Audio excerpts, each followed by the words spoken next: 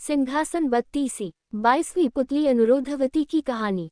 अनुरोधवती नामक 22वीं पुतली ने जो कथा सुनाई वह इस प्रकार है। राजा विक्रमादित्य अद्भुत गुणग्राही थे। वे सच्चे कलाकारों का बहुत अधिक सम्मान करते थे तथा स्पष्टवादिता पसंद करते थे। उनके दरबार में योग्यता का सम्मान किया जाता था। चापलूसी जैसे दुर्गुण की उनके यहाँ कोई कद्र नहीं थी। यही सुनकर एक दिन एक युवक उनसे मिलने उनके द्वार तक आ पहुंचा।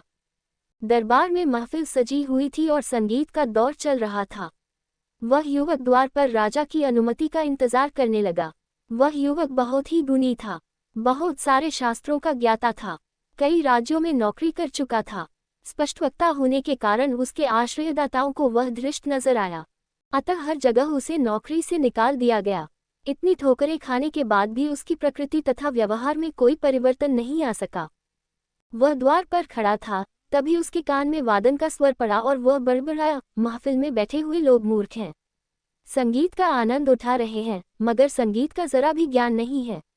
साजिंदा गलत राग बजाए जा रहा है लेकिन कोई भी उसे मना नहीं कर रहा है। उसकी बड़बड़ाहट द्वारपाल को स्पष्ट सुनाई पड़ी। उसका चेहरा क्रोध से लाल हो गया। उसने उसको संभाल कर टिप्पणी करने को कहा। उसने जब उस युवक को कहा कि महाराज विक्रमादित्य खुद महफिल में बैठे हैं और वे बहुत बड़े कला पारखी हैं तो युवक ने उपहास किया।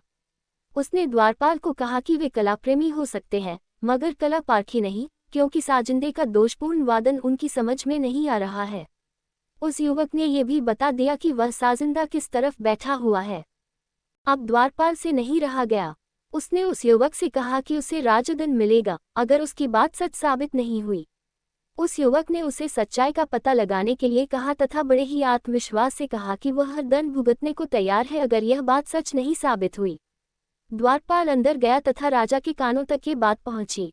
विक्रम ने तुरंत आदेश किया कि वह युवक महफिल में पेश किया जाए। विक्रम के सामने भी उस युवक ने एक दिशा में इशारा करके कहा कि वहां एक वादक की अंगुली दोषपूर्ण है।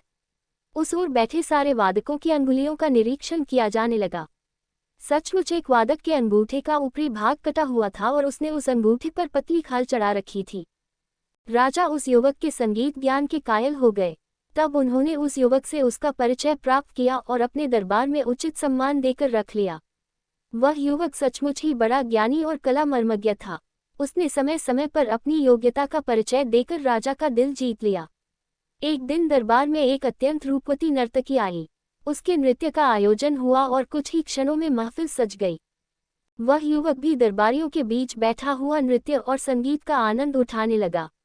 वह नर्तकी बहुत ही सधा हुआ नृत्य प्रस्तुत कर रही थी और दर्शक मुग्ध होकर रसास्वादन कर रहे थे। तभी न जाने कहां से एक भंवरा आकर उसके वक्ष पर बैठ गया। नर्तकी नृत्य नहीं रोक सकती थी और न ही अपने हाथों से भंवरे को हटा सकती थी, क्योंकि भंगिमाएं गड़बड़ हो जाती। उसने बड़ी चतुरता से सांस अंदर की ओर खींची तथा पूरे वेग से भावरे पर छोड़ दी। अनायास निकले सांस के झोंके से भावरा डरकर उड़ गया। क्षण भर की इस घटना को कोई भी न ताड़ सका, मगर उस युवक की आंखों ने सब कुछ देख लिया। वह वाह वाह करते उठा और अपने गले की मोतियों की माला उस नर्तकी के गले में डाल दी। सारे दरबारी स्तब्ध रह गए। अनुशासनहीनता की पराकाष्ठा हो गई। राजा की उपस्थिति में दरबार में किसी और के द्वारा कोई पुरस्कार दिया जाना राजा का सबसे बड़ा अपमान माना जाता था। विक्रम को भी ये पसंद नहीं आया और उन्होंने उस युवक को इस धृष्टता के लिए कोई ठोस कारण देने को कहा। तब युवक ने राजा को भावरे वाली सारी घटना बता दी। उसने कहा कि बिना नृत्य की एक भी भंगिमा को नष्ट किए, लय ताल के साथ सामंजस्य रखते हुए इस नर्तकी ने जिस सफाई से भावरे को उड़ाया वह पुरस्कार योग्य चेष्टा थी। उसे छोड़कर किसी और का ध्यान गया ही नहीं तो पुरस्कार कैसे मिलता। विक्रम ने नर्तकी से पूछा तो उसने उस युवक की बातों का समर्थन किया। विक्रम का क्रोध गायब हो गया और उन्होंने नर्तकी तथा उस युवक दोनों की बहुत तारीफ की। अब उनकी नज़र में उस युवक का महत्व और बढ़ गया। जब भी कोई समाधान ढूंढना रहता उसकी बातों को ध्यान से सुना जाता तथा उसके परामर्श को गंभीरतापूर्वक लिया जाता। एक बार दरबार में बुद्धि और संस्कार पर चर्चा छिड़ी। दरबारियों का कहना था कि संस्कार बुद्धि से आते हैं, पर वह युवक उनसे सहमत नहीं था। उसका कहना था कि सारे संस्कार वंशानुगत होते हैं। जब कोई मतैक्य नहीं हुआ तो विक्रम ने एक हल सोचा। उन्होंने नगर से दूर हटकर जंगल में एक महल बनवाया तथा महल में गूंगी और बहरी नौकरानियां नियुक्त की। एक एक करके 4 नवजात शिशुओं को उस महल में उन नौकरानियों की देखरेख में छोड़ दिया गया। उनमें से एक उनका, एक महामंत्री का, एक कोतवाल का तथा एक ब्राह्मण का पुत्र था। 12 वर्ष पश्चात जब वे चारों दरबार में पेश किए गए तो विक्रम ने बारी बारी से उनसे पूछा, कुशल तो हैं? चारों ने अलग अलग जवाब दिए। राजा के पुत्र ने सब कुशल हैं कहा, जबकि महामंत्री के पुत्र ने संसार को नश्वर बताते हुए कहा, आने वाले को जाना है तो कुशलता कैसे? कोतवाल के पुत्र ने कहा कि चोर चोरी करते हैं और बदनामी निरपराध की होती है, ऐसी हालत में कुशलता की सोचना बेमानी है।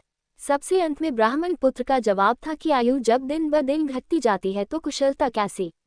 चारों के जवाबों को सुनकर उस युवक की बातों की सच्चाई सामने आ गई। राजा का पुत्र निश्चिंत भाव से सब कुछ कुशल मानता था और मंत्री के पुत्र ने तर्कपूर्ण उत्तर दिया। इसी तरह कोतवाल के पुत्र ने न्याय व्यवस्था की चर्चा की, जबकि ब्राह्मण पुत्र ने दार्शनिक उत्तर दिया। सब वंशानुगत संस्कारों के कारण हुआ, सबका पालन पोषण एक वातावरण में हुआ, लेकिन सबके विचारों में अपने संस्कारों के अनुसार भिन्नता आ गई। सभी दरबारियों ने मान लिया कि उस युवक का मानना बिल्कुल सही है। पुष्पिन। अधिक कहानियों के लिए बोलती कहानियां ऐप डाउनलोड करें। वेब लिंक सिंहासन 32। 21वीं पुतली चंद्रज्योति की कहानी। चंद्रज्योति नामक 21वीं पुतली की कथा इस प्रकार है। एक बार विक्रमादित्य एक यज्ञ करने की तैयारी कर रहे थे। वे उस यज्ञ में चंद्रदेव को आमंत्रित करना चाहते थे। चंद्रदेव को आमंत्रण देने कौन जाए, इस पर विचार करने लगे। काफी सोच विचार के बाद उन्हें लगा कि महामंत्री ही इस कार्य के लिए सर्वोत्तम रहेंगे। उन्होंने महामंत्री को बुलाकर उनसे विमर्श करना शुरू किया। तभी महामंत्री के घर का एक नौकर वहां आकर खड़ा हो गया। महामंत्री ने उसे देखा तो समझ गए कि अवश्य कोई बहुत ही गंभीर बात है, अन्यथा वह नौकर उसके पास नहीं आता। उन्होंने राजा से क्षमा मांगी और नौकर से अलग जाकर कुछ पूछा। जब नौकर ने कुछ बताया तो उनका चेहरा उतर गया और वे राजा से विदा लेकर वहां से चले गए। महामंत्री के अचानक दुखी और चिंतित होकर चले जाने पर राजा को लगा कि अवश्य ही महामंत्री को कोई कष्ट है। उन्होंने नौकर से उनके इस तरह जाने का कारण पूछा तो नौकर हिचकिचाया। जब राजा ने आदेश दिया तो वह हाथ जोड़कर बोला कि महामंत्री जी ने मुझे आपसे सच्चाई नहीं बताने को कहा था। उन्होंने कहा था कि सच्चाई जानने के बाद राजा का ध्यान बन जाएगा और जो यज्ञ होने वाला है उसमें व्यवधान होगा। राजा ने कहा कि महामंत्री उनके बड़े ही स्वामी भक्त सेवक हैं और उनका भी कर्तव्य है कि उनके कष्ट का हर संभव निवारण करें। तब नौकर ने बताया कि महामंत्री जी की एकमात्र पुत्री लंबे समय से बीमार है। उन्होंने उसकी बीमारी एक से बढ़कर एक वैद्य को दिखाई, पर कोई भी चिकित्सा कारगर नहीं साबित हुई। दुनिया की हर औषधि उसे दी गई, पर उसकी हालत बिगड़ती ही चली गई। अब उसकी हालत इतनी खराब हो चुकी है कि वह हिलडुल नहीं सकती और मरणासन हो गई है। विक्रमादित्य ने जब यह सुना तो व्याकुल हो गए। उन्होंने राजवैद्य को बुलवाया और जानना चाहा कि उसने महामंत्री की पुत्री की चिकित्सा की है या नहीं। राजवैद्य ने कहा कि उसकी चिकित्सा केवल ख्वांग बूटी से की जा सकती है। दुनिया की अन्य कोई औषधि कारगर नहीं हो सकती। ख्वांग बूटी एक बहुत ही दुर्लभ औषधि है जिसे ढूंढकर लाने में कई महीने लग जाएंगे। राजा विक्रमादित्य ने ये सुनकर कहा, तुम्हें उस स्थान का पता है जहां ये बूटी मिलती है? राजवैद्य ने बताया कि वह बूटी नीलरत्नगिरी की घाटियों में पाई जाती है, लेकिन उस तक पहुंचना बहुत ही कठिन है। रास्ते में भयंकर सांप, बिच्छू तथा हिंसक जानवर भरे पड़े हैं। राजा ने ये सुनकर उससे उस बूटी की पहचान बताने को कहा।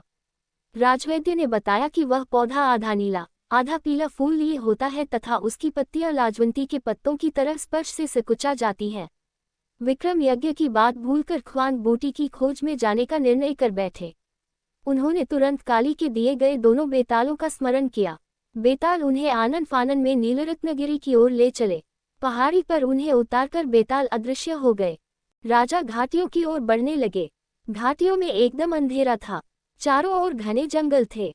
राजा बढ़ते ही रहे। एकाएक उनके कानों में सिंह की दहाड़ पड़ी। वे संभल पाते इसके पहले ही सिंह ने उन पर आक्रमण कर दिया। राजा ने बिजली जैसी फुर्ती दिखाकर खुद को तो बचा लिया, मगर सिंह उनकी एक बांह को घायल करने में कामयाब हो गया। सिंह दोबारा जब उन पर झपटा तो उन्होंने भरपूर प्रहार से उसके प्राण ले लिए। उसे मारकर जब वे आगे बढ़े तो रास्ते पर सैकड़ों विषधर दिखे। विक्रम तनिक भी नहीं घबराए और उन्होंने पत्थरों की वर्षा करके सांपों को रास्ते से हटा दिया। उसके बाद वे आगे की ओर बढ़ चले। रास्ते में एक जगह इन्हें लगा कि वे हवा में तैर रहे हैं। ध्यान से देखने पर उन्हें एक दैत्याकार अजगर दिखा। वे समझ गए कि अजगर उन्हें अपना ग्रास बना रहा है। ज्यों ही वे अजगर के पेट में पहुंचे कि उन्होंने अपनी तलवार से अजगर का पेट चीर दिया और बाहर आ गए। तब तक गर्मी और थकान से उनका बुरा हाल हो गया। अंधेरा भी घेर आया था। उन्होंने एक वृक्ष पर चढ़कर विश्राम किया। ज्यों ही सुबह हुई वे ख्वान बूटी की खोज में इधर उधर घूमने लगे। उसकी खोज में इधर उधर भटकते न जाने कब शाम हो गई और अंधेरा छा गया। अधीर होकर उन्होंने कहा, काश चंद्रदेव मदद करते। इतना कहना था कि मानो चमत्कार हो गया। घाटियों में दूध जैसी चांदनी फैल गई। अंधकार न जाने कहाँ गायब हो गया। सारी चीजें ऐसी साफ दिखने लगी मानो दिन का उजाला हो। थोड़ी दूर बढ़ने पर ही उन्हें ऐसे पौधे की झाड़ी नजर आई जिस पर आधे नीले आधे पीले फूल लगे थे। उन्होंने पत्तियां छुई तो लाजवंती की तरह सकुचा गई। उन्हें संशय नहीं रहा। उन्होंने ख्वान बूटी का बड़ा सा हिस्सा काट लिया। वे बूटी लेकर चलने ही वाले थे कि दिन जैसा उजाला हुआ और चंद्रदेव सशरीर उनके सम्मुख आ खड़े हुए। विक्रम ने बड़ी श्रद्धा से उनको प्रणाम किया। चंद्रदेव ने उन्हें अमृत देते हुए कहा कि अब सिर्फ अमृत ही महामंत्री की पुत्री को जिला सकता है। उनकी परोपकार की भावना से प्रभावित होकर वे खुद अमृत लेकर उपस्थित हुए हैं। उन्होंने जाते जाते विक्रम को समझाया कि उनके सशरीर यज्ञ में उपस्थित होने से विश्व के अन्य भागों में अंधकार फैल जाएगा, इसलिए वे उनसे अपने यज्ञ में उपस्थित होने की प्रार्थना नहीं करें। उन्होंने विक्रम को यज्ञ अच्छी तरह संपन्न कराने का आशीर्वाद दिया और अंतर्ध्यान हो गए। विक्रम ख्वान बूटी और अमृत लेकर उज्जैन आए।